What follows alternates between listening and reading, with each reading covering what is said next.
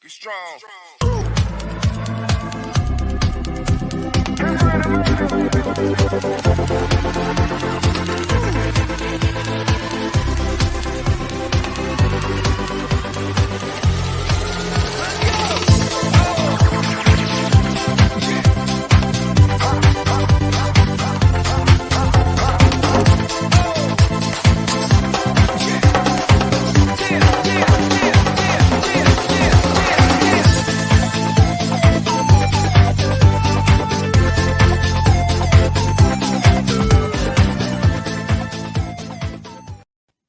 Well, a very happy Thursday morning here on the TNC Sports Talk YouTube channel. Thank you guys for tuning in to the throw-in here with Justin. And boy, we got a very, very busy show for you this morning. It is football. But, the Bills and the Rams get underway. The 2023 NFL season begins tonight at 8:20. We'll dive all into that as well. But hey, those Reds picked up another victory last night. Final score 7-1 over the Cubs, and it feels good once in a while, even though your season's not going as planned. The little glimpse of hope of 54-80, just finishing off the season strong, beating those Cubbies. They get a chance to do it again today at 2:20 Eastern time. On a getaway day before they head over to Milwaukee. And guess what? We talked yesterday about spoilers, right? You want to ruin a team's playoff opportunity. And we're looking at the pennant race and everything that's going on. The Cardinals, those Cardinals had a 5-run comeback to win the game last night, 6-5 against Washington. I was reading that this morning. Very impressive win. They move on to 81-56, and I tell you this, those Milwaukee Brewers team, man, they're falling short. They lost again last night, 8-4. So the pennant race, especially coming down, we're looking very close into it as the Colorado Rockies beat Milwaukee 8-4. What a fun win that was. The Padres sealed the deal last night against the Arizona Diamondbacks, beating them 6-3. And what about those Phillies who also beat the Miami Marlins? So that stretch will look a little bit further apart from Milwaukee. San Francisco also lost to the Dodgers last night as well. So the pennant race is starting to shape up here when it comes down to the last couple weeks of baseball today. But a lot of fun things happening, a big weekend as we start winking our way towards the weekend and everything that is accumulated. We'll talk a little bit about AEW Dynamite last night. You have that AEW World Championship tournament. Chris Jericho, Jon Moxley getting that first round bye, as well as Bryan Danielson picking up the victory last night. Tomorrow night on AEW Rampage, there'll be more action for that tournament, and that's supposed to be concluded at the Grand Slam I want to say pay-per-view, I believe, or Grand Slam episode of AEW. So we're looking forward to that. But listen, we wake up and it's interesting. I've been last couple of weeks been waking up, taking my daughters to school, and you have to get up at 7:30, go down to the car, warm up the car, wake up. It's 65 degrees outside, and it feels really nice. I'm never one for the heat. It's one of those things where you just wake up at, when you wake up at 7-8 o'clock in the morning and it's already 100 degrees, you might just crawl back in bed and wait for the rest of the day to go on. And I like how the weather starts off very decent, and then it builds itself up. And noticing that you just notice that when you get into the car, you got to turn on that defrost and get all the windows defrosted, get all the water off your car. So it's fun to finally feel that type of season in your arsenal, heading into this fall season. But it's another thing is it's September 8th. We're a few days away from 9/11, which is always an annual tragedy. We're also, but the kids go back to school. You got college football, high school football starting, college football in progress, and then the NFL.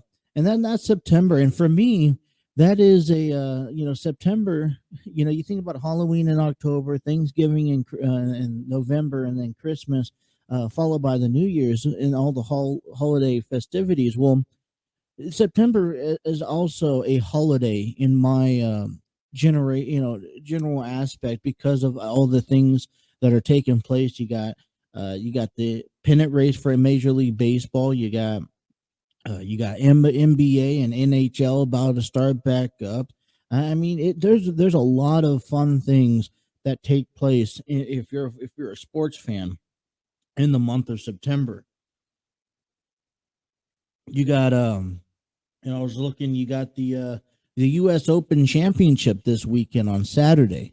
So and then you got UFC 279 coming up this Saturday. Diaz is in competition. So there's a lot of exciting things. But you know what? It is football time. Today there's a lot of football conversation today. And I'm excited. I don't know about you guys, but I'm excited about the National Football League starting up today. I've never been excited about an NFL season much so as this one that's about to approach us, and that all kicks off to but tonight at 8:20, the Buffalo Bills taking on the defending Super Bowl champions in the Los Angeles Rams, and there's a lot of speculations. This is going to be a very hard fought battle between these two teams. I'm trying not to say give any biased opinion about any teams, although I'm a Los Angeles Rams fan. But this is a fun game. You have Josh Allen. There's a lot of controversy of how the end of the season, that game back in the AFC divisional game between the Bills and the Chiefs should have went down, not giving him the opportunity. And listen, Josh Allen, he's a remarkable kid. He's just going to keep on climbing to the top. And I've had this conversation with a couple of people over the last several months, and a lot of people are saying Josh Allen is gonna make it. He's gonna be a quarterback in the top five at one point, if not even the top three. And that's just a time due process. And then you got the Los Angeles Rams, who is trying to walk it back through another season. Aaron Donald coming back. Matthew Stafford. Now, a lot of people are claiming that he's been banged up, a little bit. But we'll see. We'll see. They're in Los Angeles, and it really just it comes down to who wants it more. And my take on that is, I think, it's the factor of hey, listen, if you're the Rams, you've already got you went out last season. You sold out the team just to win a playoff, just to get to the playoffs, and you went bigger. You went home, and you obviously went home with the championship. You want to do it again, but there is a different atmosphere when you say, okay, I've been there, I've done it. You don't want to overconfident. You don't want to overgive yourself confidence and saying that, yeah, I've been there, I've done it. You're not Tom Brady. All right. So the Rams still have a lot to prove if they want to get back to the same spot again. I got high hopes for the Rams. I really do. That's not being a biased opinion. You take a look at the NFC West, and we'll dive more into that division, and you have high hopes that this is the only team possibly in the NFC West that could win this division.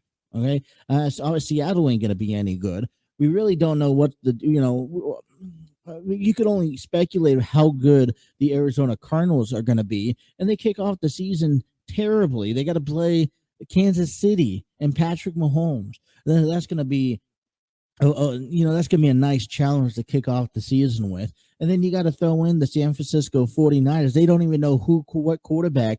Listen, I don't want to cut. I want to cut through the shits and giggles here, but Jimmy Garoppolo is the backup quarterback for the San Francisco 49ers, and the 49ers are going to go for Trey Lance. Now, obviously, Lance wasn't too pleased when they decided to sign up Jimmy Garoppolo for that that backup quarterback position. But it's a good tool in the belt to have a solid backup, and I think every NFL team wishes that they have a solid backup quarterback when it comes down to second string. And listen, he's getting paid what was it, six yes, so $6 million to be a backup quarterback. Not too bad. He's not that $20 million um weaponry. But listen, I'll settle. If I'm San Francisco, I'm confident in my quarterback. It's just now what needs to happen in San Francisco is that Jimmy Garoppolo and Trey Lance, they need to put their differences aside.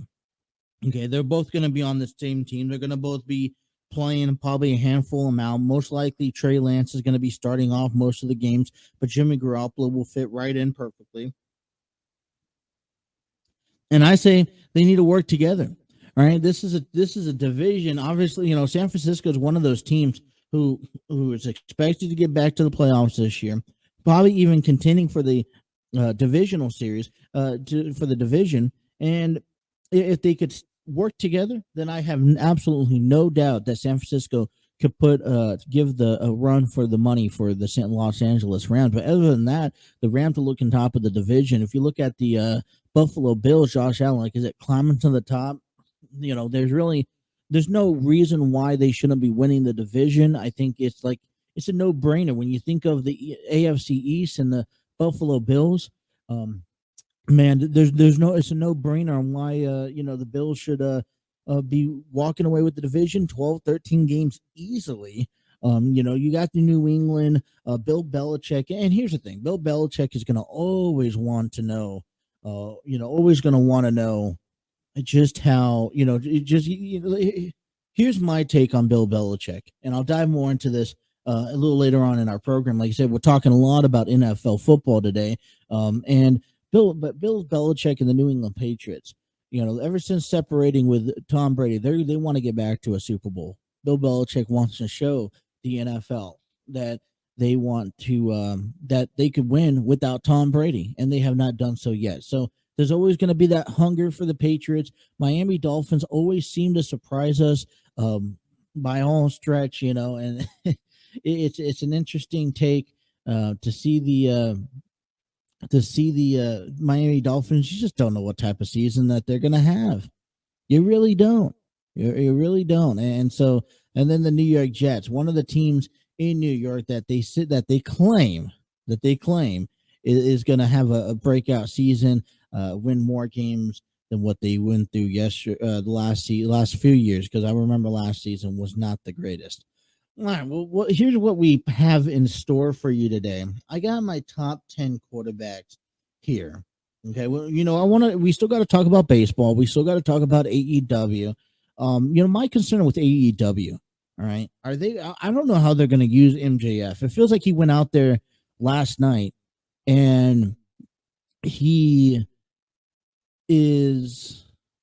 kind of forgotten. Jon Moxley kind of told him off, and MJF left the building. I mean, MJF came out last night. He did what he did best, and I applaud MJF. Okay, I think he's a great heel character. I love his personality. There's not many athletes out there, or not many professional wrestlers out there that you could really get behind as someone that you hate, absolutely just hate, because the things that he says and the things that he does. And I think what captured me last night in this promo cut that MJF had with Jon Moxley is that he threw WWE out there. I mean, how many times? And it gets me every single time that you throw another promotion out there, especially your competitors. And in the sense of, trying to say that, his heroes are Cody Rhodes and Triple H does it better, and WWE is a better product.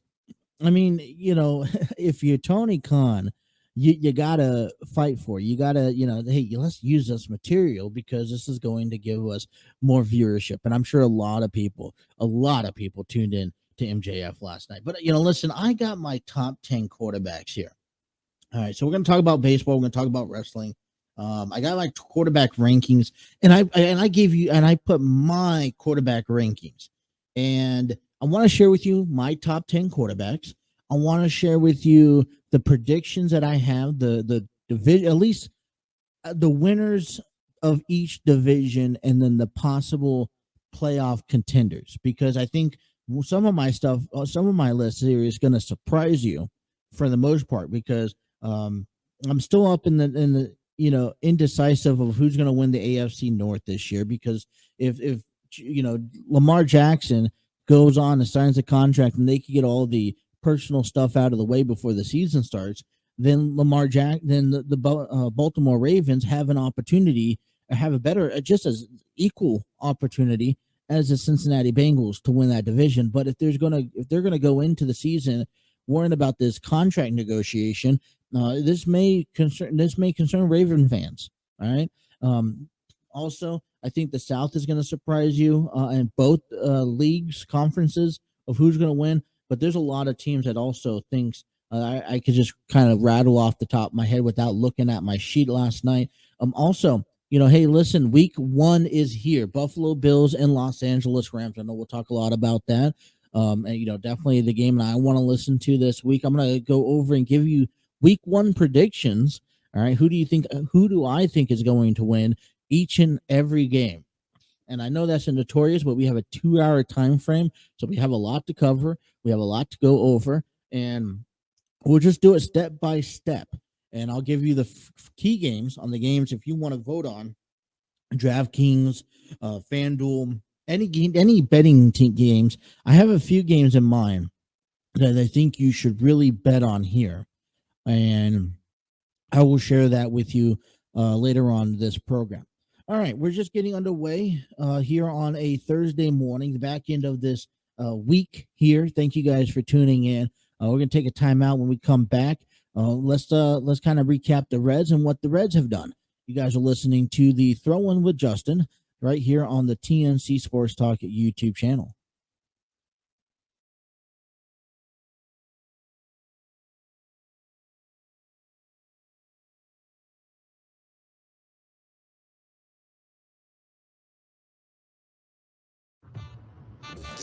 Two men on, and the batter is P.J. Higgins. Right drive, base hit out into center field. Willie Harris is sending Velasquez. Throw is cut, and it's an RBI single. P.J. Higgins comes through, and the Cubs have the early lead. As he faces Aristides Aquino, does Javier Assad. He's done that a lot, lifetime. He launches again against the Cubs. A mammoth shot to left field, and the Punisher ties the game at 1. I think I saw the ball come off the bat. I'm not sure if I ever saw it come down. With one man out, the batter is Jake Fraley. There's the 1-1. Fraley swings. He hit the long fly ball, deep left center field. This one has a chance. It is gone. Jake Fraley drives it out of here to left center field. An opposite field home run for the Reds left fielder. So Fraley gives the Reds a 2-1 lead with. So man at first, and now it's Kyle Farmer. Farmer 0 for 2. The pitch. Farmer rips it into left field. That's down for a base hit. India to second base, held there. And now David Ross is out. He'll take the baseball from Javier Assad, who did a nice job here tonight.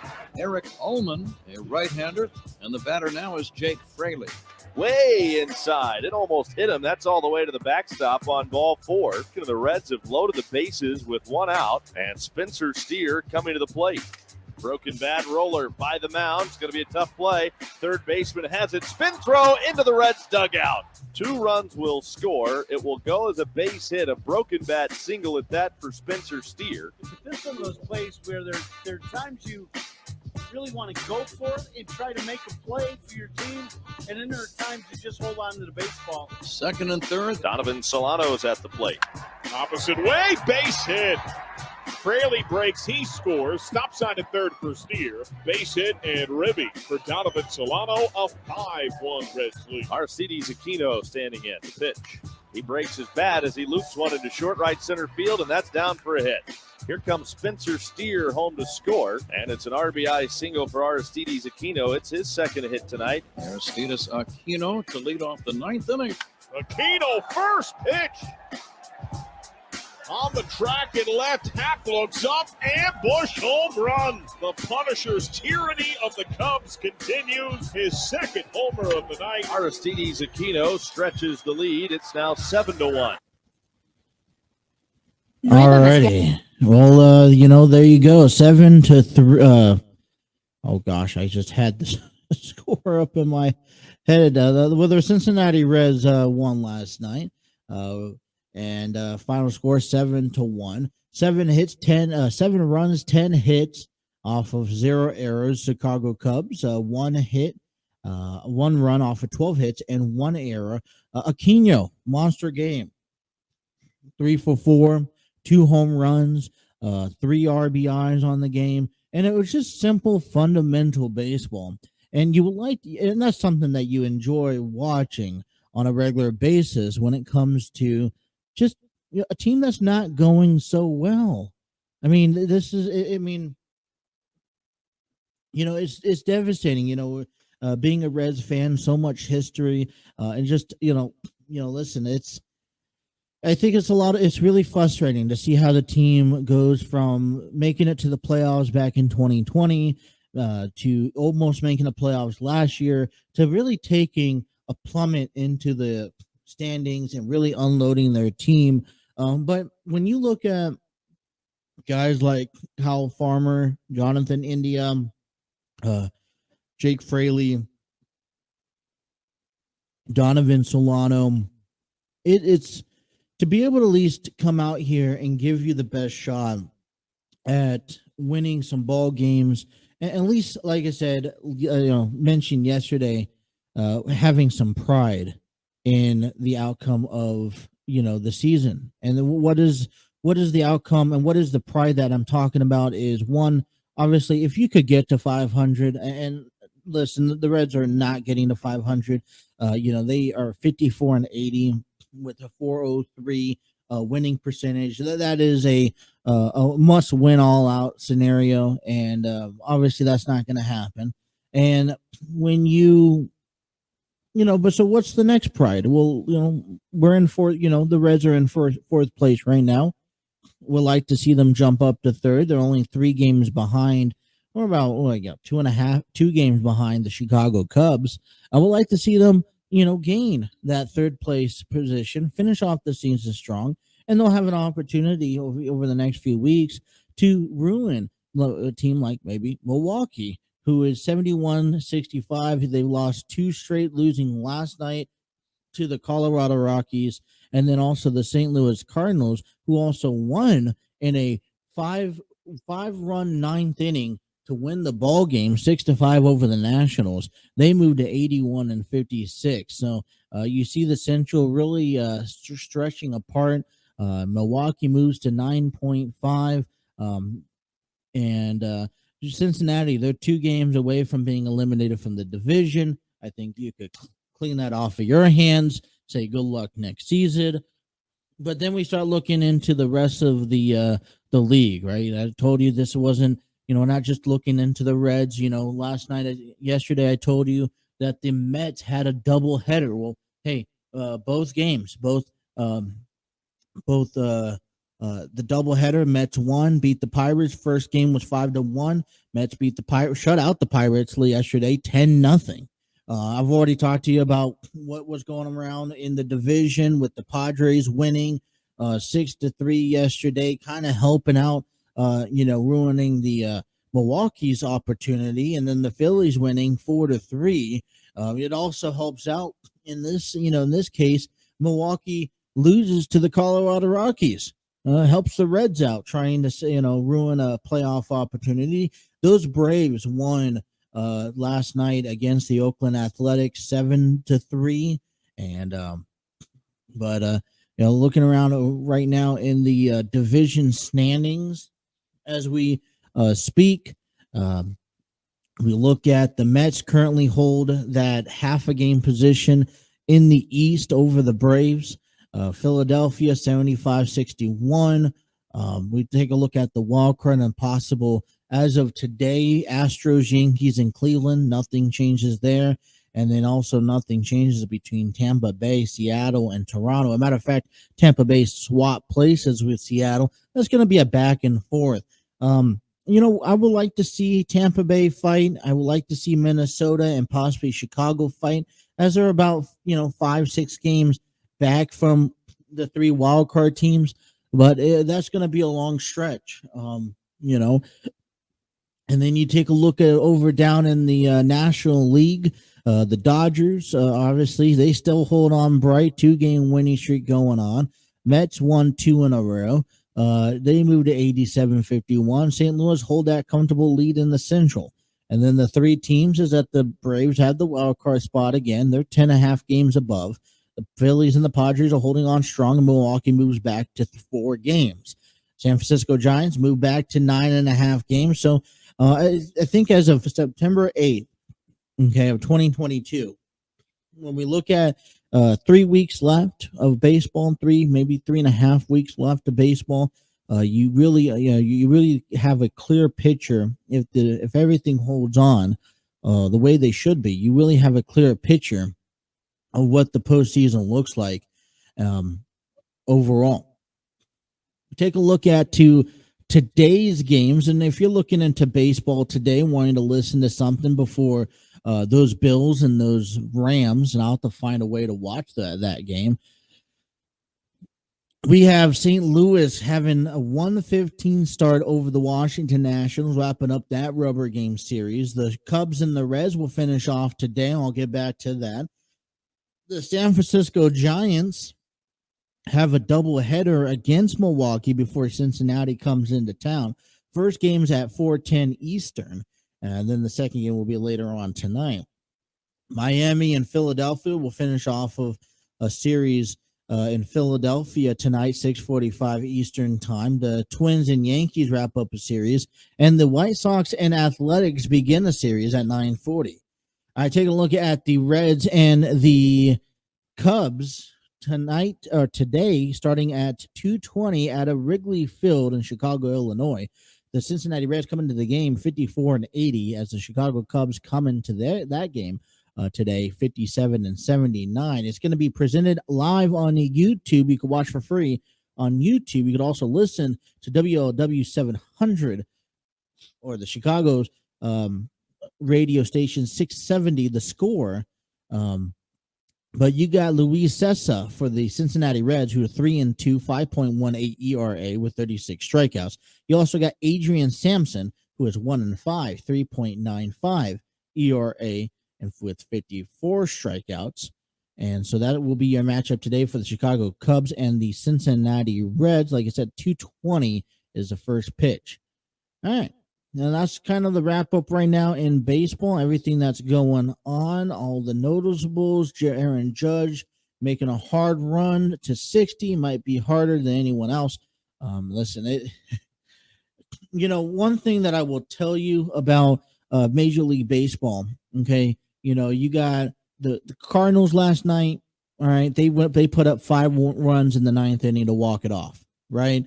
Aaron Judge, he's on the pace to hitting 65 home runs. The problem is that no one's going to notice, and not than that, no one's really going to care. All right, no one's going to pay attention until October 1st or October 7th in this case, when the game is done, right? When the season's done, on just how much Aaron Judge hits a home run. Aaron Judge could play tomorrow and hit 7 bombs at 7 plate appearances, and no one is going to really pay attention. And that's just a simple fact because of baseball is playing 162 games. All right. A lot of fans pick and select and choose baseball games to watch and pay attention to. If you're not going to the game or if you're not a diehard game, here's the way I see it. Not many fans are going to sit there and tune into a Reds game, especially as the Reds win, at the record that they're at. No one's going to sit there and listen intentionally to the Reds play baseball at the record that they're at. Okay. But if Joey Votto came back tomorrow, all right, against Milwaukee and hit 5 consecutive home runs, who's going to pay attention? It's those people who are diehard baseball fans. Okay. People who are into wanting to finish, maybe sports writers, right? But no one's really going to care. You're going to miss these historical moments. And the point I'm trying to make is that Aaron Judge is having a historical year. He's having a historical moment. All right. He's on the verge of hitting 60 home runs, 60 plus home runs with the few weeks that he has left of the season, something that no one's done in decades. All right. And yet again, he is no one's paying attention because no one simply cares. All right, the New York Yankees is currently comfortable in first place. They are making a case for the playoff run. Maybe the New York Yankee fans are watching, but no one else in Major League Baseball is closely paying attention to what Aaron Judge is doing, just for the simple fact that he plays each and every day. It's not like the NFL where they play once a week and they have a couple of different time slots where you could tune into the game. So it's unfortunate, but we hope that Aaron Judge, we wish him the best of luck for the next couple of weeks. And I'm excited to, when that happens, to come on here and talk and say, hey, Aaron Judge has done something that hardly any men could do.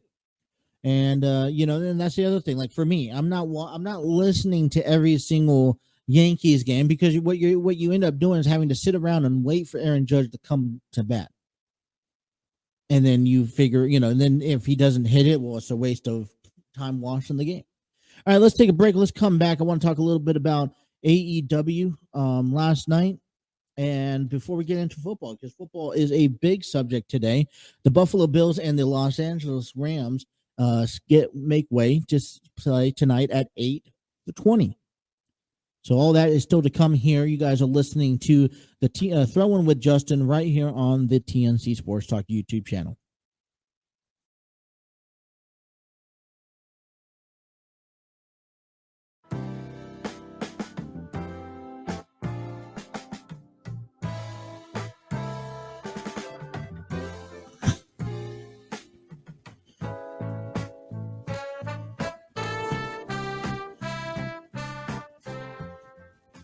$9:42 here on the Throw-In with Justin. Welcome back, everyone.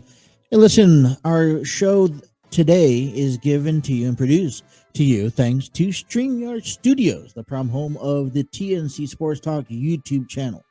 Create your podcast, YouTube videos, host virtual business meetings, and conduct your interviews at StreamYard.com. Check out StreamYard.com for their free version today. All right, we're just getting underway. I'm looking through things on the break about NFL starting today and popping up some of the things that's happening and upcoming schedule here for AEW. You got Dynamite, who is going to be live tomorrow night, or not live tomorrow, but it's going to be aired tomorrow night. Okay. And then we're leading up to Wednesday, September 21st, which is just in 2 weeks, for AEW's Dynamite Grand Slam in Queens, New York, where apparently they're going to have is Arthur Ashe Stadium. The host both them for one. And they're going to have this Grand Slam tournament finale. And it was something I was learning about this last night. The Grand Slam Tournament of Champions to crown a new world champion. You got... Okay, so you got Chris Jericho and Jon Moxley, who are seated as the first round bye. I'm just explaining to you as what I see. Jon Moxley is determined to get back an AEW championship. And I this is maybe according to the rankings. I haven't really officially looked at the rankings. This was as of the last one I see on the AEW website is as of August 31st of this year. Punk, Heyman, Powerhouse Hobbs, Jay Lethal, Darby Allin. Look at the current roster. And, so from my understanding is that we don't have the trio. Well, we do have. Do we have the trio? Please let me know down below if there is that trio championship. I haven't seen it. I thought I saw it last night. Only thing I see here on the website is Thunder Rosa, Tony Storm, the tag team champions, Wardlow, Jade Cargill, and Pac. If you could tell me if the trio championship was crowned last night, that would be helpful. I don't have the results for last night in front of me. But what I do know is that the AEW World Championship is going to be crowned in 2 weeks. Hangman Adam Page and Bryan Danielson is faced off last night. Danielson picked up the victory. He goes on to face Chris Jericho. And tomorrow night at Rampage, Sammy Guevara will take on Darby Allin, and the winner of that match will go on to face Jon Moxley. Both of that will be next week in Albany, New York. And, I see Bryan Danielson compete. And what I enjoy about Bryan Danielson, see him competing over these past few months, is that it doesn't matter who Danielson goes up. And it doesn't really matter what is on the line for Bryan Danielson. The fact of the matter is that Bryan Danielson every time he goes out there, he has an incredible match. There's no one that makes him look bad, and there's nothing that he could do to make himself look bad. Bryan Danielson is just something else. And the fact, and I've always said this. Listen, I think that in order to get, if your mindset to get into professional wrestling is not about, should always be about going after the main title. If I want to go train and become an AEW superstar, I want to go and win the AEW World Championship. But if your mindset's not to win a championship, then what is your mindset for? And over the last couple of years, what I have configured to myself is the concept of, I don't know if a championship actually defines a superstar all the way. There's very few guys out there today that can win without a title and make a name for themselves. All right. Prime example right now is MJF. He has established over the last few years a name for himself without a championship. Bryan Danielson right now is at the point where he does not need a championship to have a good match. It's the things that you do in the ring at the end of the day that leaves the legacy. And yes, you would like your name to be associated with a title multiple times. But how many titles did The Undertaker hold throughout his professional wrestling career? And do you really remember his career based off of the championships that he won or off of the matches that he left to entertain you in the ring? So has Kane. When you look at John Cena, for example, in my eyes, John Cena is a guy who has won the championship 16 times. For me, I associate the WWE Championship to John Cena.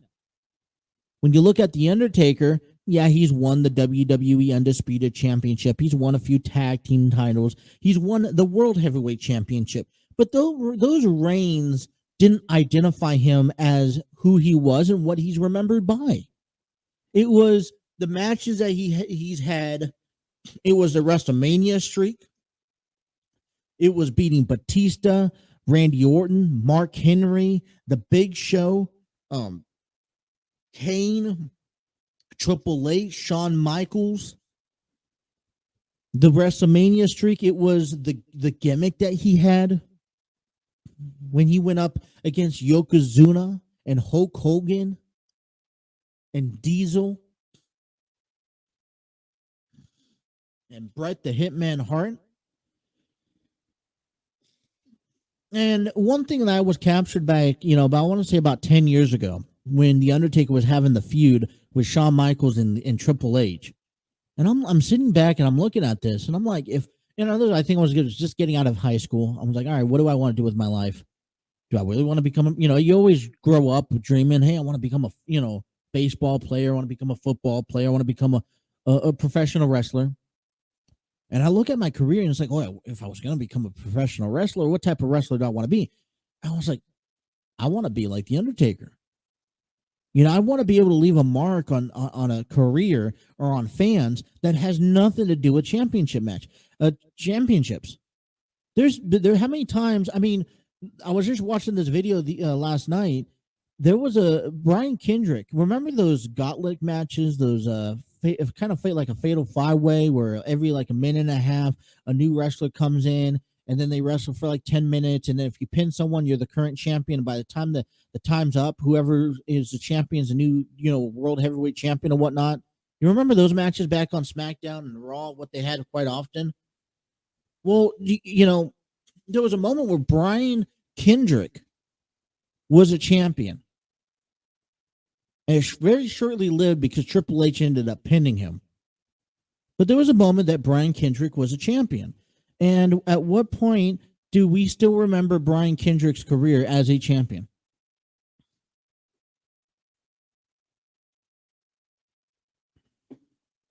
Prime example, Luke Harper. He's a champ. He's been a few time champion. He's won championships in his career, but it wasn't for me. His legacy didn't live on as a champion. It was the things he left inside the ring. I think certain athletes, it helps winning that title. MJF doesn't. I mean, The Miz. Listen, I mean, okay, winning the WWE Championship with the feud with John Cena really elevated his career. Okay, I don't think he would have gotten to the level that he got through if he didn't take those risks and chances against John Cena.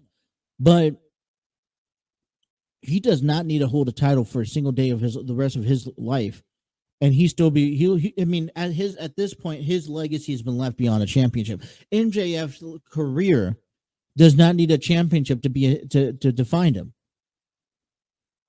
Please. I'm probably going to have a lot of people out there that's going to tell me I'm wrong, and tell me it's all about this championship persona. If you're not in if you're not in professional wrestling to win a title, what do you win for? If I was in professional wrestling, I'd go for the memorable matches. I'm going to go for the matches that is going to leave you on your feet saying, holy shit, saying this is awesome, and the stuff that people are going to talk about for the next 20, 30 years. There are probably more matches in the last decade that people go out there and talk about that doesn't have to include a title than they are that includes a title.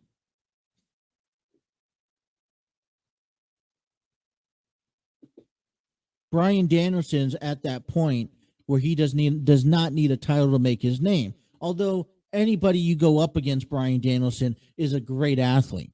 He had a great match last night with Hangman Page. He's going to have another amazing match next week with Chris Jericho. I will love to see Jon Moxley and Bryan Danielson go at it. Wouldn't that be nice? They've done it before. Sammy Guevara and Darby Allin. I'm going to make a bold prediction. I know on a Thursday, but I want Darby Allin to win because I would love to see just the intensity that Darby Allin goes at, especially facing a guy like Jon Moxley. Well,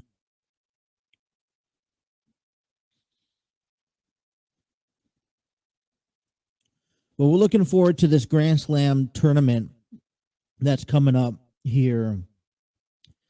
Take place on September 21st in just about 2 weeks. Let me ask you this here. MJF comes out and cuts a promo, and I guess if I'm serving I'm a little rusty, so please comment down below. And so I'm assuming CM Punk had to relinquish his title again. Is that correct? Oh, wait a moment. If I'm not mistaken, CM Punk is hurt again. I don't see him on the AEW website as champion.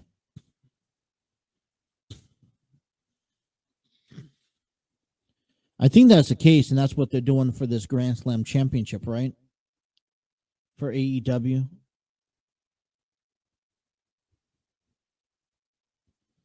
But overall, I think, I mean, listen, as much as I love MJF coming back. I love MJF making a statement. I want to see MJF. I feel like AEW is waiting for the right moment for another MJF and Punk match. But see, what ends up happening? Hold on. Let me clarify this. Armchair booking, and thank you for letting me know. Punk is hurt. He's also had a title stripped. Okay, so his title was stripped. And I think this is just absolutely absurd. You know, yeah, I don't know. Like I said, the rumors are just rumors to me. There's a lot of I know that there's a lot of heat in the backstage area, apparently, with Punk and these talent, you know, these athletes and the crew. But I think it's kind of just absurd, the fact that you're paying this guy tons of money and you're trying to put the title on him, and he's going. I mean, he's trying to act like he's bigger than God at this point. I'm sorry, Punk is not the greatest wrestler in the world. He's not the best in the world. He's not the best at what he does. Right now, he's just a little prick on the side. He's causing problems. And while AEW is trying to grow and gain and all this stuff, Punk is just in the way. MJF has done 10 times more when it comes down to merchandise selling, when it comes down to getting the audience to book in.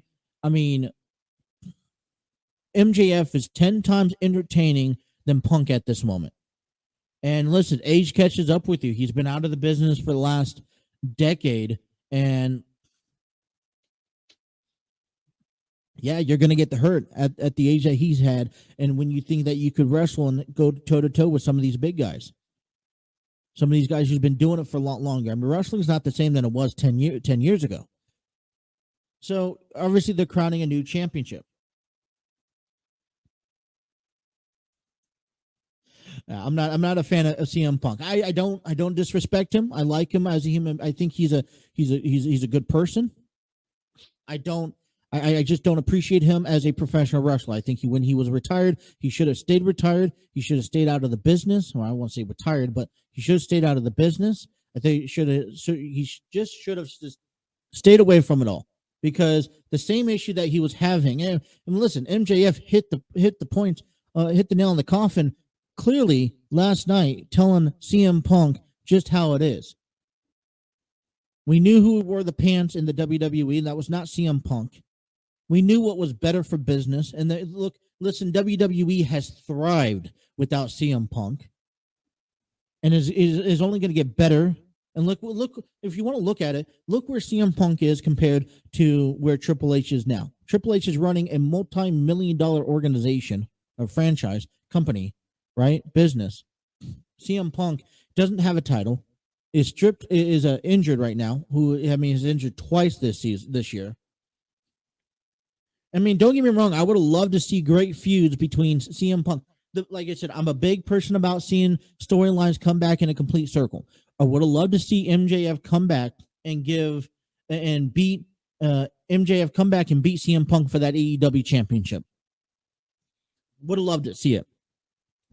We're not seeing it, and we're not going to see it anytime soon. And the way that Punk is carrying himself around that locker room, he's been back for not even a year, and he thinks that he's at the top of that locker room, AEW's locker room. He thinks that because he's the one. I mean, he's only known for. I'm sorry, but CM Punk is only known for that pipe bomb, and that's it.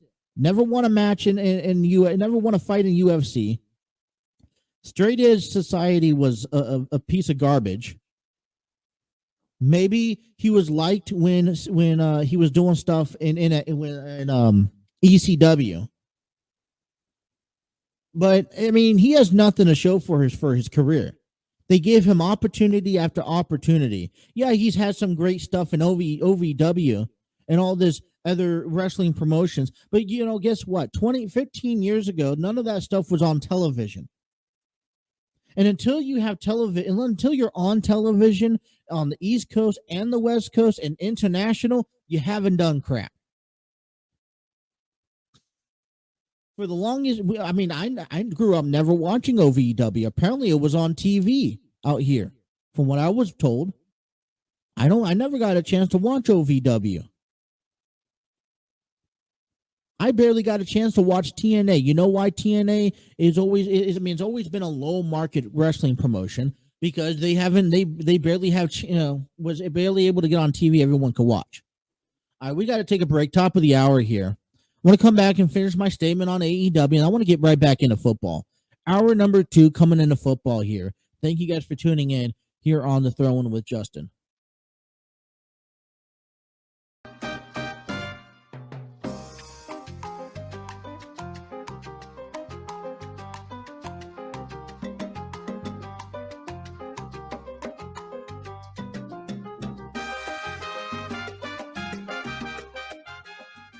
I'm sorry. I'm just a little upset about CM Punk. What has he done for AEW in the last year?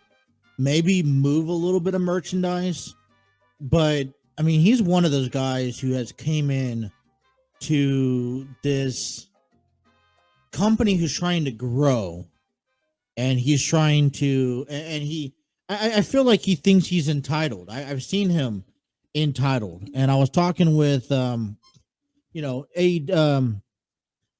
it's funny, Armchair Booking podcast on this is all available on YouTube if you're watching us live. But he's Armchair Booking podcast. Steve Barber from Armchair Booking podcast. Go check them out. They have a latest episode. Latest episode I have on YouTube was about 5 days ago, and it was name changes, arrest, and Castle Clash previews. And great product, all wrestling promotion. Okay, they really they talk about anything professional wrestling. You talk about Steve Barber, Dwaylen Davis, great guys. Dwaylen is like an encyclopedia of professional wrestling. All right, he knows more than I think even what the WWE warehouse has, and when it comes down to wrestling. And so we're talking back and forth, and he mentions it in the comments. Don't sugarcoat it. Let us know how you feel. And I'm just one of those guys who I'm not a big fan of CM Punk. I don't hate the guy. I don't dislike him.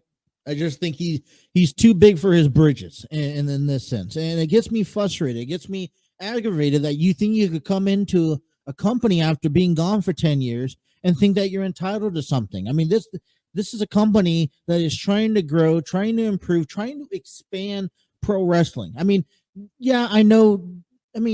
Japan pro wrestling has been on the map for ages, but what AEW is trying to do is bring that back, and not bring it back, but make it noticeable. And I saw a post the other day, where trying to compare WCW with AEW, because that's what happens a lot. And they were trying to compare that. AEW was the one who brought Japan wrestling out here to the States, and that's completely wrong. WCW introduced us to Japan, Japan wrestling back in its day. And what here's the difference though. You don't find New Japan Pro Wrestling on your regular television screens. This is something that pops up late at 2:00 in the morning, and then you don't necessarily find that type of style. Just like you don't hear about TNA, you don't hear about Ring of Honor, you don't hear about OVW or NWF unless you're local. SoCal Pro Wrestling is out there in California. You don't hear about the Lucha Libre, AAA. You don't hear about that stuff because that stuff is more more local, more territorial. They don't have the big TV promotions like WWE and like AEW has. And so all AEW is doing is exposing them again, giving them the proper exposure to society, to what we watch on a daily basis. And it pisses me off when CM Punk comes back, he gets a boatload of money. And like I said, great. He came back. Congratulations. He's had a few good matches. He's not out of shape. All right. Okay. And let me put it this way, because I don't think I can have any room to talk, because I'm 5'10", I'm 295 pounds, if not 300. I'm not in any shape to wrestle. I've tried to do it once. I got kneecaps as 90-year-olds. Got to probably, I got a hip as a 56-year-old, need to be replaced. So I wouldn't say that I'm any good at professional wrestling, but what I would say is that when you've seen, I don't want to sit down and stoop down to people's levels, because I haven't been in the ring with anybody and they're doing the level that they could do it. I'm not saying it's easy. It's not an easy, sport, or else anyone can do it. I think the closest thing I've done is I've taken a bump and I've run those ropes. And then, the stories are true. You get those black and blue marks when you're running those ropes. And I went to the promotion. I did like a week's worth of wrestling, run those ropes every day, 500 times, whatever, just to get the hang of it, because every ring is different. And it's just like, listen, it's not easy. So I'm not trying to sit here and tell CM Punk that he sucks at what he's doing, but he's in an environment. Punk is an environment in AEW that AEW is they're full speed. They go full speed all the time. And it's either you get with the program or you get out. And what AEW is trying to do is not the same thing that CM Punk is trying to do. And that you're going to have blind people who look at CM Punk and praise him because he's the god. To a lot of people, because he had this magical pipe bomb. Well, guess what? MJF had a pipe bomb. Never held a title yet in AEW. And yet again, look where he's at. Listen, he had a big return last night for being gone nearly all summer. And he still comes back bashing AEW, talking positive about WWE. I'm just glad that AEW acknowledges it and lets him go through it, because at the end of the day, it brings him more money. I want to hear MJF speak. I want to see either if he's bashing AEW or if he's bashing WWE. He did pretty damn well bashing those Buffalo Bills last night.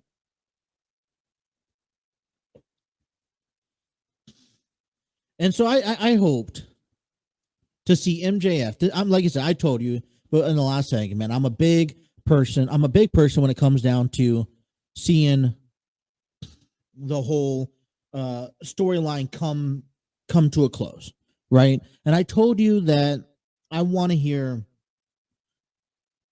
see MJF beat CM Punk for the AEW Championship, and then I also want to see Warlow beat MJF for the AEW Championship. I think for me, that's closure.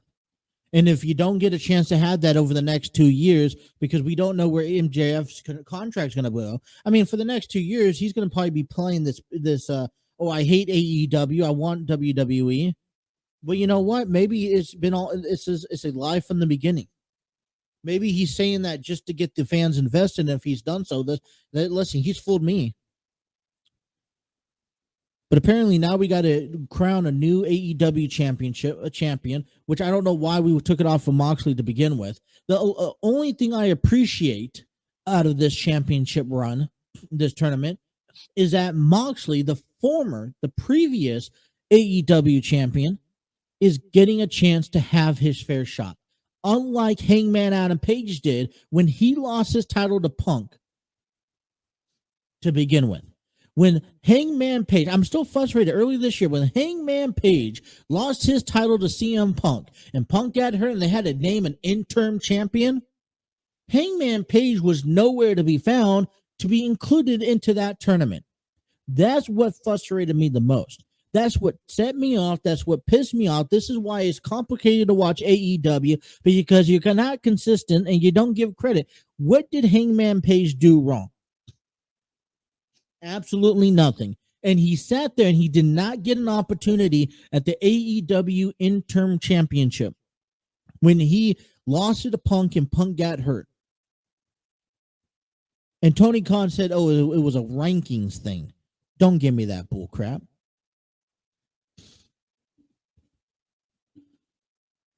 Moxley gets a bye. At least they're doing the right thing with Moxley. Chris Jericho, okay, I can see it happen. All these other guys, great. Bryan Danielson, love him. Hopefully want to see Moxley and Danielson. Honestly, I could only see the title even going on Moxley or Jericho, to be honest. But we'll see. And you know what I would like to see too is that Inner Circle. Okay, whatever the Appreciation Society for Chris Jericho get into a feud with Jon Moxley, William Regal, all that other game, right? Right? Want to see those two? I do. I do. All right, 10:15 here on the throw-in with Justin, taking you guys up until 11. When we come back, I want to transition into the NFL because the Buffalo Bills and the Los Angeles Rams take place tonight. Game 1 of the NFL season. We'll go over my predictions in each and every division. Plus, I want to give to you my predictions on each and every week. I know that's a little long. Bear with me. I'll explain more next here on the TNC Sports Talk YouTube channel.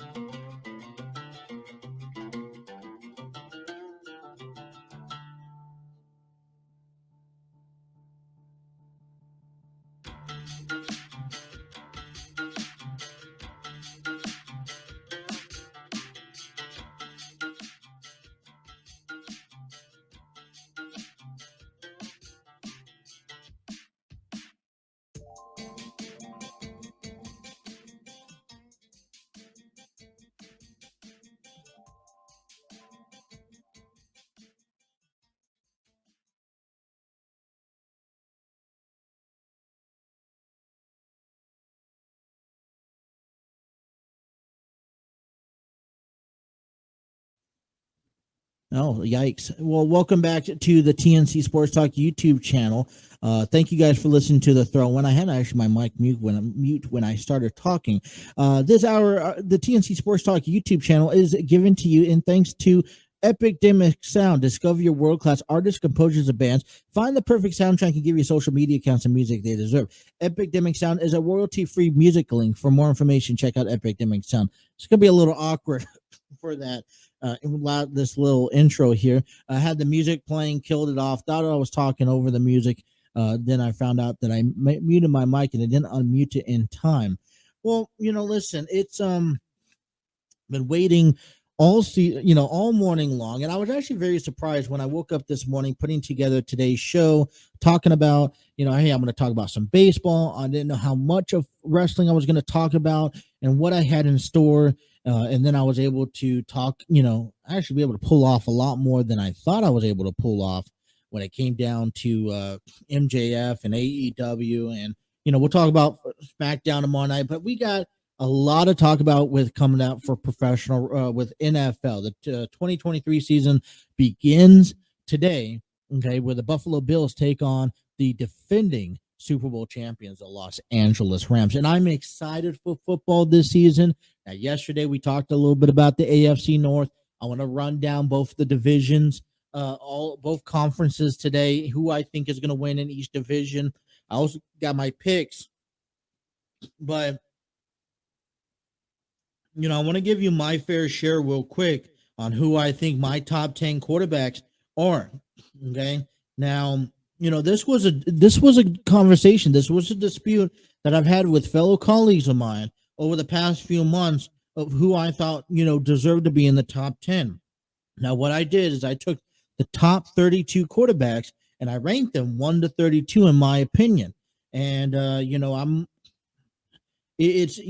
list is different than a lot of other people. I put, for example, Mitchell Trubisky is in there at number 25. I have Jared Goff at number 20.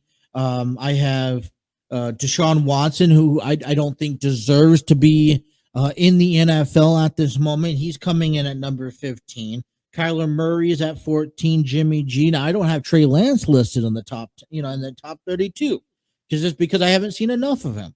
And then once I got down to like Derek Carr number 12 and Baker Mayfield, I know I got a lot of people yelling at me Baker Mayfield. One thing you got to realize with Baker Mayfield coming in for me at number 11 is that he never had a bad season.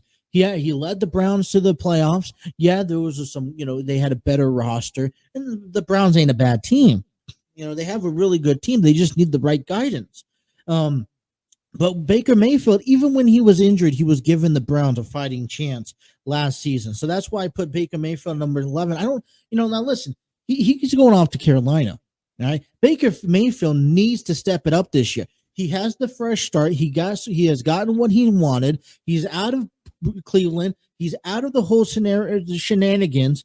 All right. And now he gets to deal with Carolina, fresh start, chance to show everyone what he's capable of doing. I think this year is the year to perform. If he doesn't perform this year, I call Baker Mayfield a bust. Until then, I'm putting Baker Mayfield 11. And as a matter of fact, if he could have a decent year this year, you'll see here in a minute, but if he could have a decent year this year with Carolina, maybe he'll deserve to be in the top 10 for me. Coming at number 10 for the quarterback rankings, let me know if you guys agree, disagree. Like I said, a couple of these names come up and come down. Coming at number 10 is Dak Prescott. Listen, it's Dallas Cowboys has a tendency. Dallas Cowboys, America's team.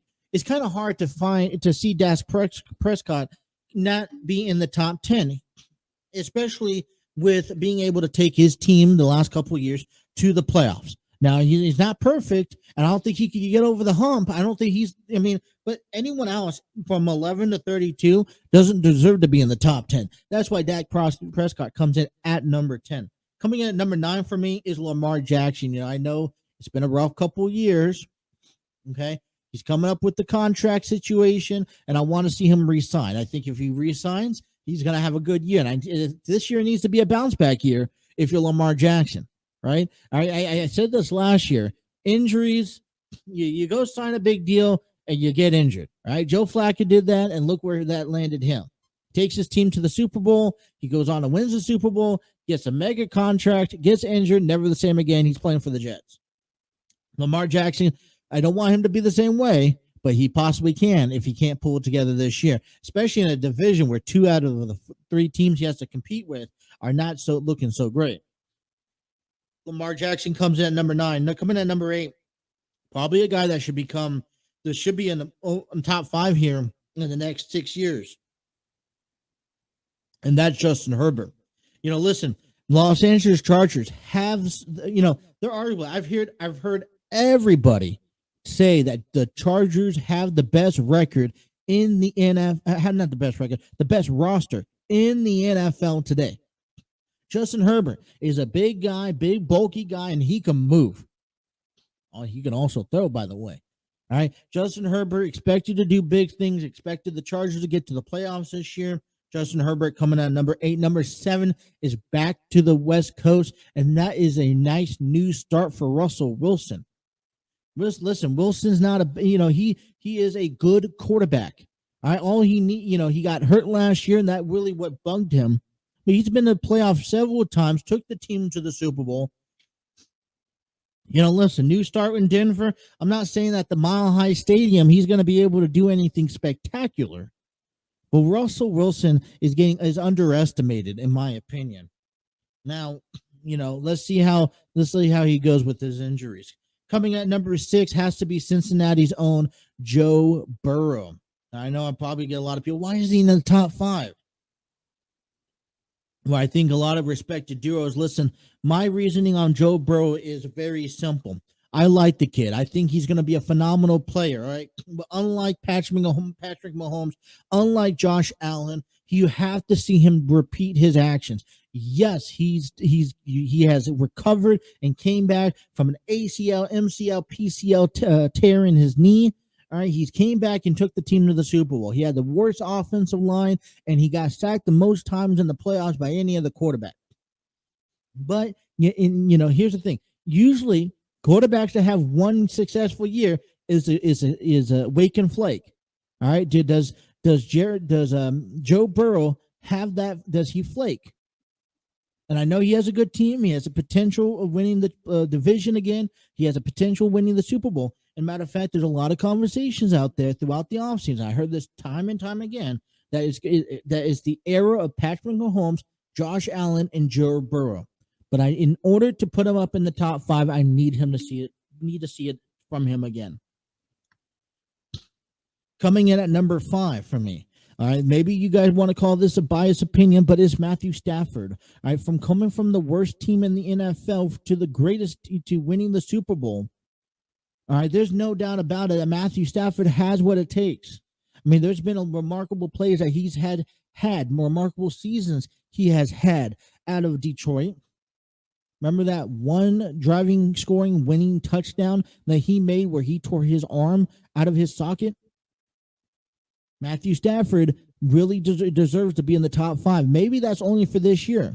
Now you come back and he's playing the Bills tonight. You know, he's not. He's had surgery. He's kind of banged up already. But it's going to be interesting to see how he comes back.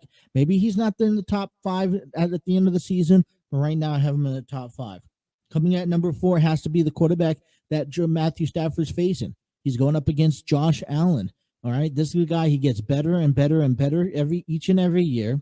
He's taken the division. I mean, it used to belong to the New England Patriots. Now it belongs to the Buffalo Bills, thanks to Josh Allen. He's making everyone look good, and I love to see what Josh Allen has to do this year. Coming in at number 3 has to be Aaron Rodgers. You know, I'm not a big fan of Aaron Rodgers, but you can't deny the things that he's led his team to. Yes, for a one Super Bowl win, all right, he should be down lower. But Aaron Rodgers has been more consistent as of late. All right. Now, here's the thing. And I think one thing that is holding Josh Allen back from being above Aaron Rodgers, even Joe Burrow, even Matthew Stafford, I want to say he's better than Aaron Rodgers, not for a couple of years at least. But one thing that's holding Josh Allen back from being better than Aaron Rodgers is just the simple fact of Aaron Rodgers has one Super Bowl win above him. Once Josh Allen can get over that hump and win that hump, there's no doubt about it that Aaron Rodgers drops down to number 4. Number 2 has to be Patrick Mahomes. And the reason why I say this is because number 1 belongs to Tom Brady. There's no doubt about it. All right. And, you know, there is very little possibility any matchup that you put up against Tom Brady, you can't go against Tom Brady. And the same thing that goes with Patrick Mahomes. But Brady, he's 45 years old. He's been doing this for nearly 20 years. Tom Brady has been in the league longer. And if Mahomes can put up another 4 championship wins, and he could last out just as long as Tom Brady, I don't think anyone will beat Tom Brady as long as Tom Brady's in the NFL. But it'll be an interesting game. It'll be an interesting toss-up of who's ranked number 1 once Tom Brady leaves. That's my top 10. That's Dak Prescott coming at number 10, Lamar Jackson, Justin Herbert, Russell Wilson, Joe Burrow, Matthew Stafford, Josh Allen, Aaron Rodgers, Patrick Mahomes, and Tom Brady. I wanted to take a break. When we come back, I'll give you my division predictions, plus we're also going to give you the predictions for week number 1. More to come here on the TNC Sports Talk YouTube channel.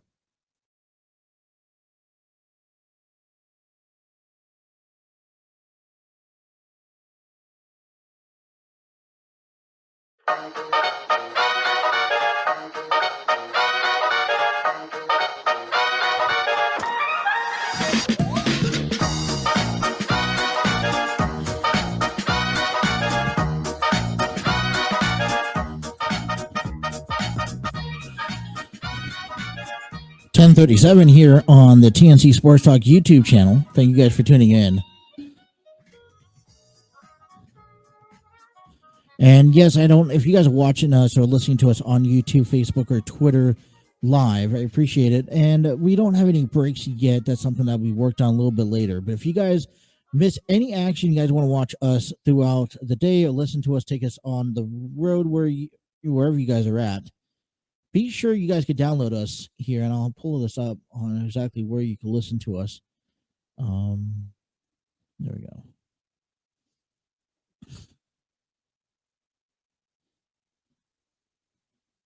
I'm just trying to distribution. There we go.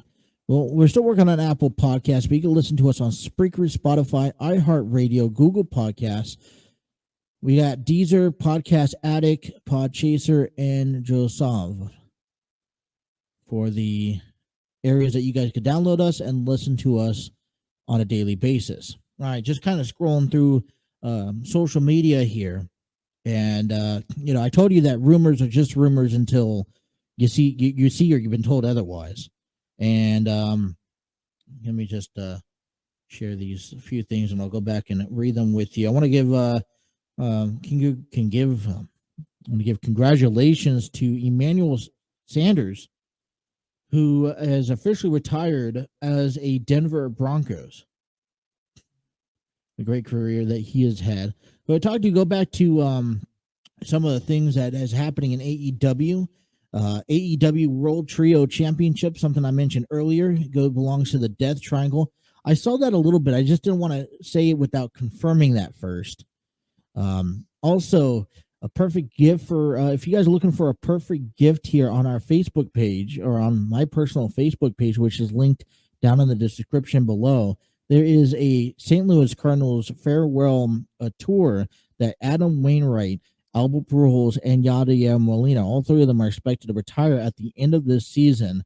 And this is kind of like a farewell tour for them to have. But coming down in AEW here from Sportscadia, two things to report. CM Punk is set to undergo surgery and will need about 6 to 8 months recovery period. You know what? I'm going to tell you my quick thoughts for CM Punk, and that's simple, man. He needs to think about hanging up the boots. Especially after this one that from Tony Khan.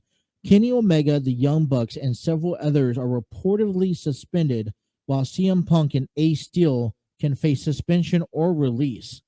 Okay? And then they also include Pat Buck, Christopher Daniels, Michael Nakazawa, and Brandon Cutler, also among those who were reportedly suspended from AEW Dynamite. So, like I said, those were rumors for me. Remained rumors until I was able to see them actually take action. And listen, I like how Tony Khan is taking action, and there should be no reason for backstage brawls and confrontations for a wrestling promotion that's trying to thrive and expand themselves tenfold.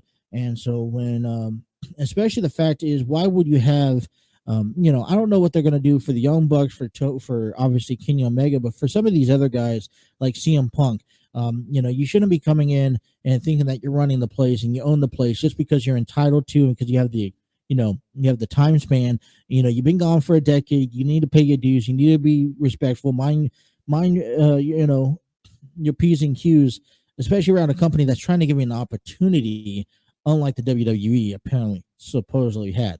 All right, let's talk about the NFL here. Coming up in week number 1, we have the Buffalo Bills and the Los Angeles Rams. That's coming up tonight, available on NBC at 8:20 p.m. Matthew Stafford will take on Josh Allen. I want to give you just a quick prediction on what I have here coming down for how the standings for me should go. Starting off in the AFC, and I've told you this before, the AFC is going to be the division and the conference to watch. All right, you got the 4 quarterback spotlights coming out of the West. You got the Cincinnati Bengals trying to repeat themselves. You got Matt Ryan over in the Indianapolis Colts win the South, and I wouldn't say the South is going to be any better than there was last year. But then you got the Bills, and when it comes down to the East, you got Bill Belichick is trying to win another Super Bowl, and that's going to always be the case. And I was listening to something the other day, I want to say it was Tuesday, and it made perfect sense for me. One thing that Bill Belichick has, as long as he's coaching and as long as Tom Brady is playing football, they're always going to try to outdo each other. And New England Patriots have, Bill Belichick had the Patriots fly out to Miami to work on and to get acclimated to the heat, to the humidity in Miami, because the Patriots will face the Dolphins in week 1 Well, let me tell you this. I don't know if Bill Belichick will be able to win another Super Bowl, but he's gonna most definitely try because they're always, Tom Brady left New England and he won a Super Bowl. Okay, he proved to everyone that he could do it without the Patriots. He could do it on his own. When it comes down to Bill Belichick, now it's his turn. It's his time to figure out, hey, can I do this without Tom Brady? Or did Bill Belichick really need Tom Brady? All right, Bill Belichick is going to call the defensive plays. As a matter of fact, he may be calling offensive plays this year as well, just trying to get that, that hump over. It's going to be difficult because Miami is so unpredictable each and every year. They're winning streak, losing streak. Who knows what's going to happen? I know everything that's happened last season in the front office during the offseason. What's going to happen during the regular season? Will Miami be able to, I don't know if they're going to be a divisional contender.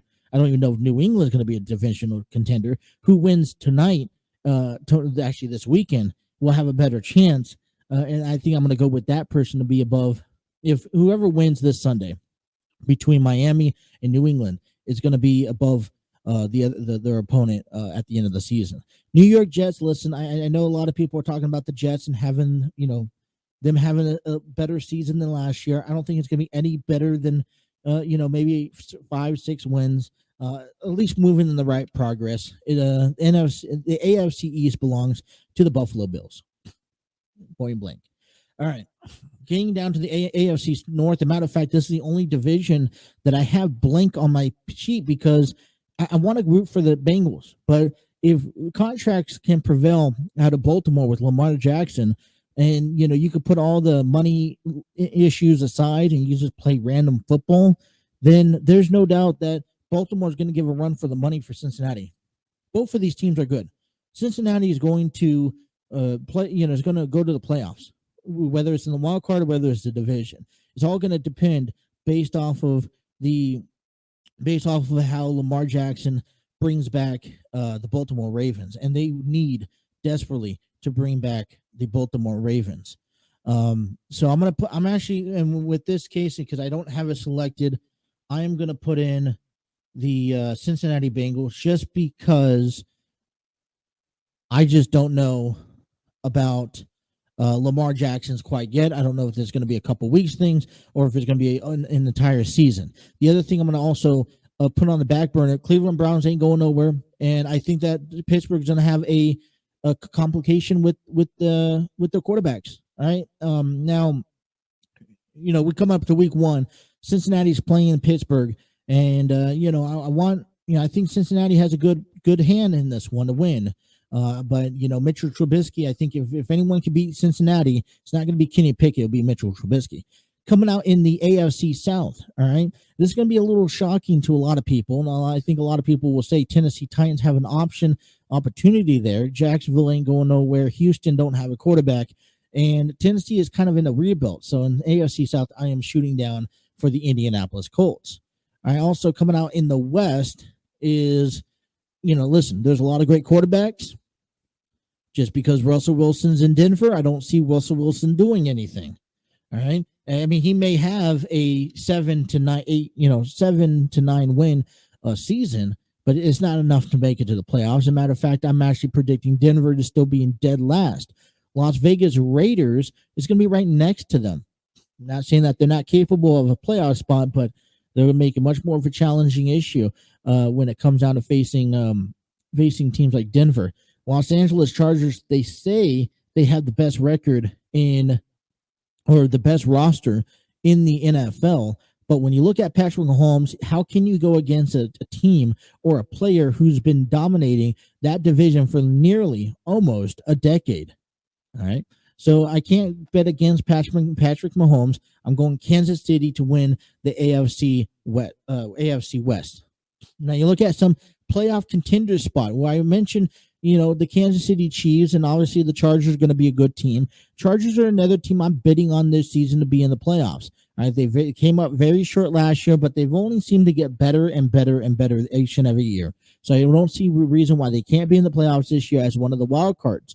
Cincinnati Bengals and Baltimore Ravens. Whoever doesn't win the division goes into the wild card at that point.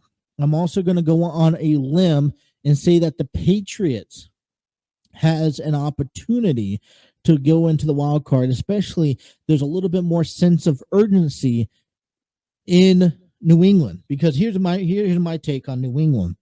If they don't have a winning season this year, it may be time, just maybe time, that Bill Belichick and the Patriots depart ways on good terms, because they're not going to depart ways on negative terms there. All right, taking a look at the NFC here. Over in the East, I don't see anyone better than the Dallas Cowboys. I don't see it's a great division. Maybe Jalen Hurts and the Eagles and the Commanders. I wouldn't bet to get with the Commanders to save a life, but nothing coming out of New York. I'm saying Dallas going to win. I think that they always usually have an upper hand in the division. It's just going to come down to how they could get over the postseason. Over in the NFC North, I think, once again, Minnesota, maybe a little bit of fighting chance. Chicago ain't going to be any better than what they were last year.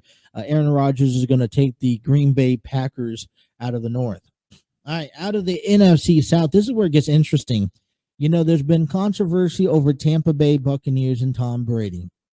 And Tom Brady left. A lot of people are going to go on the limb and say, hey, Tom Brady leaving for 11 days, how is this going to affect the season? Well, it's simple. Tom Brady's wife has been wanting Tom Brady to retire for the last several years, if not 5 years, right? He keeps on playing, and it feels like Tom Brady keeps on coming back because he has something to prove. What does he have to prove? I have no idea. But obviously, when time takes away from family, when this job takes away from family, because you know how dedicated Tom Brady is, it puts a strain on the family from time to time. And so I think maybe this year, if there's distraction, I think that there will be distraction between Tom Brady and the Buccaneers and his family. I think the Tampa Bay Buccaneers may not walk away with the division this year. Now, I'm not going to put money on the Saints, and I think this is going to be, and the Falcons ain't going to be nothing. So this is out on a limb right off the bat. I'm going with Carolina Panthers with Baker Mayfield. Now, I've said this before with Baker Mayfield, fresh start, new start. They have a winning team. They have a good team on their shoulders. And, if there's the proper distractions coming from Tampa Bay, which I believe there's going to be some distractions. I'm not saying that Tampa Bay isn't going to be a wild card. They're going to be a wild card team this year. But I'm going with the Carolina Panthers to kind of steal away with this NFC South. Looking at the West here, there's two teams that really stake out to me, and that's the Rams trying to go back to the Super Bowl once more, and that's the San Francisco 49ers also with two quarterbacks. We'll find another team in the NFL today that has two starting quarterbacks as the starter and a backup quarterback. Trey Lance is going to get that ball. We'll see how long they keep Trey Lance. And Jimmy Garoppolo is going to be that backup as well. All right, I think the 49ers are looking all towards Trey Lance, and I think it's a good utility person to have Jimmy Garoppolo as an option. All right, Kyler Murray, he finally gets this contract he wants. I don't know if that's going to be good enough to carry this team down a playoff route, but it would also be exciting to see these three teams compete. Seattle Seahawks ain't going nowhere either. All right, so I got in the NFC West, I got the Los Angeles Rams once again winning the division. In the wild card opportunities, San Francisco 49ers, Tampa Bay Buccaneers.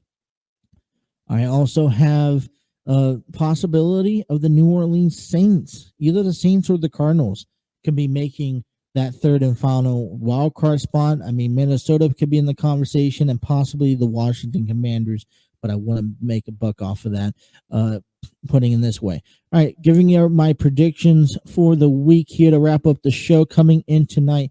It's kind of always been difficult to look into Sundays and Mondays games on Thursdays, but I like to make sure I have all my predictions in before the first game of the week, which is tonight between the Buffalo Bills and the Los Angeles Rams. What I'm looking forward to is that this is going to be an interesting game. They're in SoFi Stadium. They're in Los Angeles. It's been hot, so you're going to deal with the temperatures. We knew last year what everything was going on with SoFi Stadium. There wasn't a lot of breeze coming in, so it will be hot there this afternoon. Josh Allen looking to make a point, wanting to get off to the top start of the season.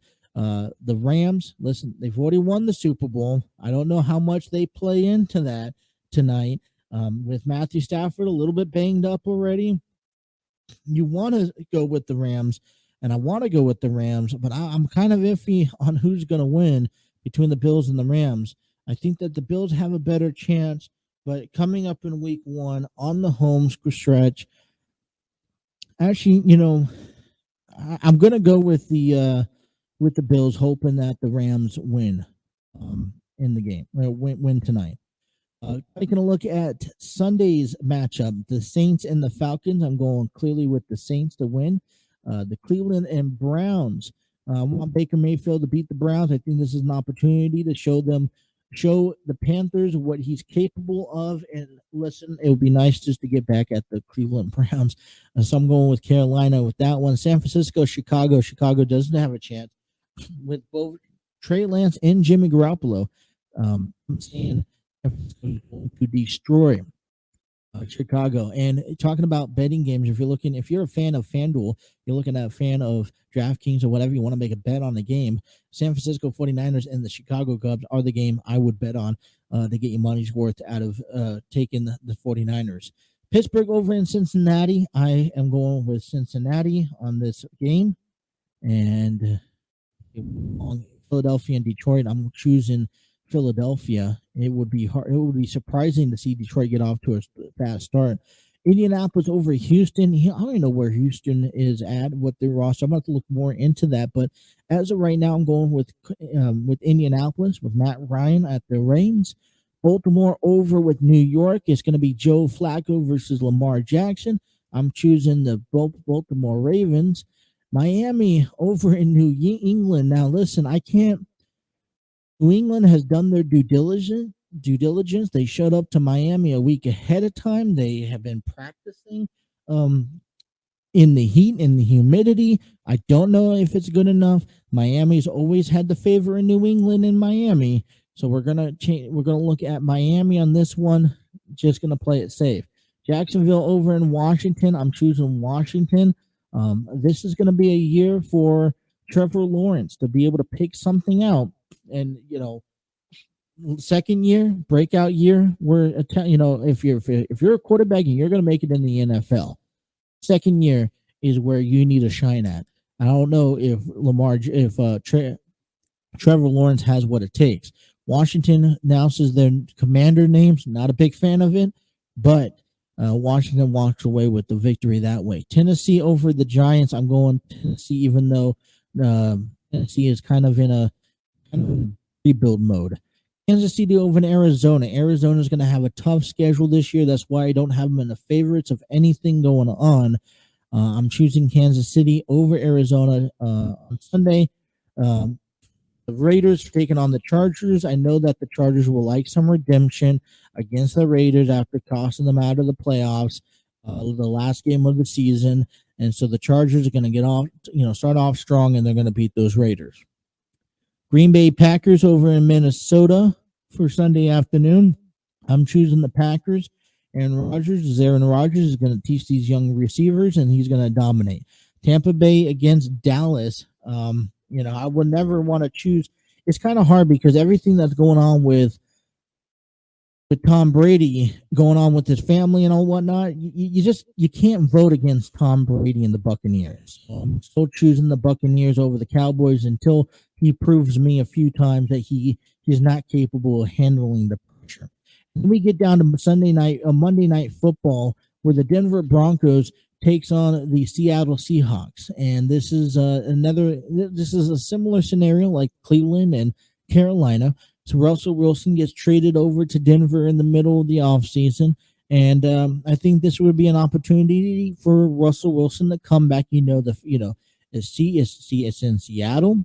You have one of the most loudest stadiums with the fan base, and Russell Wilson knows how to handle that. So, I wouldn't put it past that Denver starts off the season with a win on Monday night.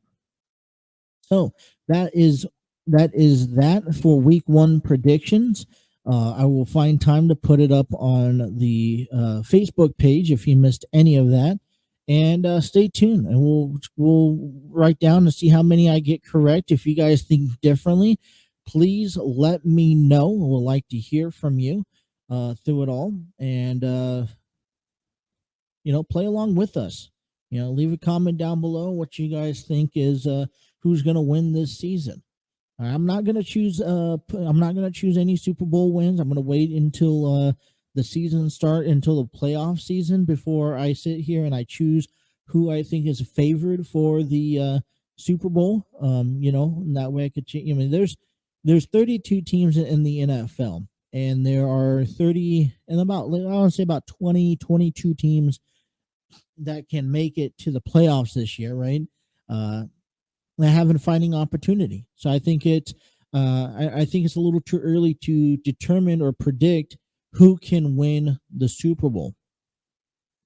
I know I know there's a few teams that probably don't have a chance, but see, NFL is always about anything can happen Sunday, and that comes back this Sunday. All right, so we have one more show tomorrow to wrap up the week. We'll be back at 9 a.m. Talk about the Rams and the Bills. We'll get you guys ready for SmackDown and take a look at everything that's happening over the weekend, including those Cincinnati Reds taking on the Milwaukee Brewers in a 3-game series that begins tomorrow night. Like I said, the Cincinnati Reds play today at 2:20 p.m. against the Chicago Cubs. Wraps up a 3-game series before they head on the road to Milwaukee. Until then, you guys enjoy your Thursday night football. Enjoy baseball today. And we will see you guys tomorrow. Thank you guys for tuning in to the Throw In with Justin right here on the TNC Sports Talk YouTube channel.